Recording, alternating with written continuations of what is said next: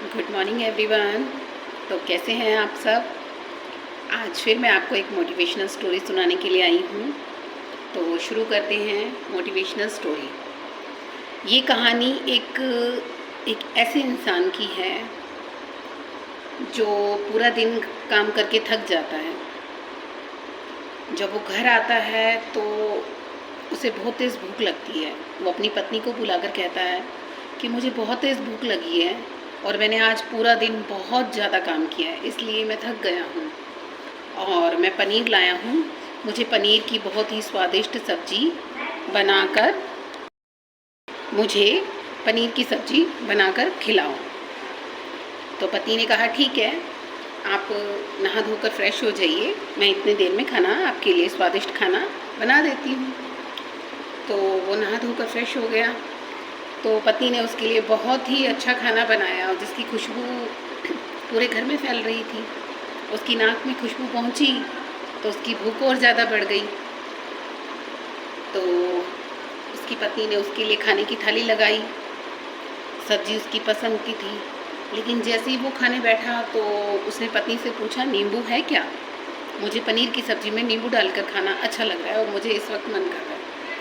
तो पति ने कहा, मैंने तो आपको कहा था कि नींबू ख़त्म हो गए हैं, ले आना, लेकिन आप लाए ही नहीं, तो नींबू तो नहीं है। तो पति ने कहा कि रुक जाओ, अभी थाली मत लगाओ, मैं ज़रा पास की दुकान से नींबू लेकर आता हूँ।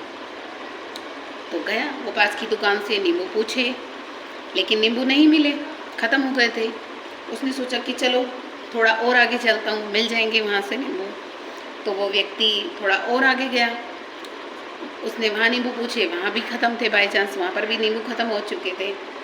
तो उसके बाद उसने सोचा कि थोड़ा और आगे जाके मंडी से ही नींबू ले आता हूँ, जब इतनी आगे आ ही गया हूँ तो वो फिर थोड़ा आगे और गया।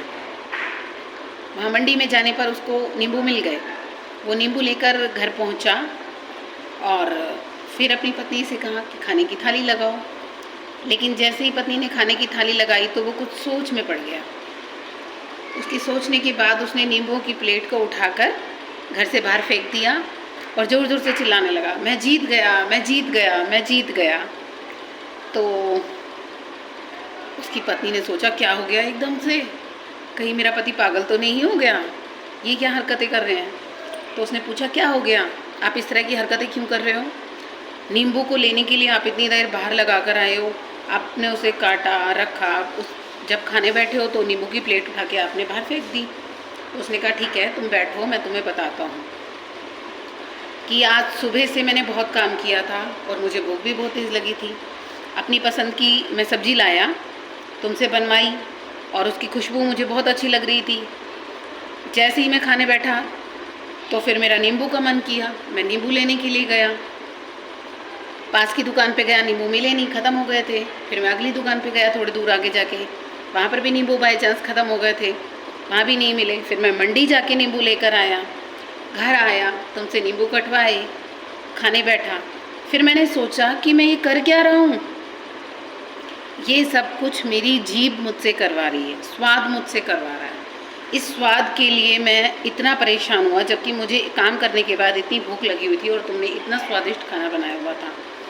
तो इसीलिए मैंने उन नींबू को उठाकर फेंक दिया कि कहीं ये मेरी कमज़ोरी ना बन जाए। तो मैंने अपनी इंद्रियों पर विजय पा ली है।